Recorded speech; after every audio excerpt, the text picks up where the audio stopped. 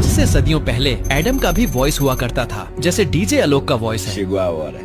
Solta o som. वैसे ही Adam का भी हुआ करता था, पर गरेना वालों को न चाहकर भी इसे हटाना पड़ा, क्योंकि यह वॉइस इतना पेनफुल था कि इंसान को सोचने पे मजबूर कर देता था। हालांकि यह वॉइस अभी रिमूव हो चुका है, लेकिन मैं आपको भी सुनाऊंगा। उसे सुनने से पहले एक वीडियो बनाने में 6-7 घंटे लग जाते हैं, पर एक लाइक करने में आपका 1 सेकंड भी नहीं लगेगा, तो कर देना, एक गरीब का भला हो जाएगा। इसे अपने रिस्क पे सुनना तो ये है।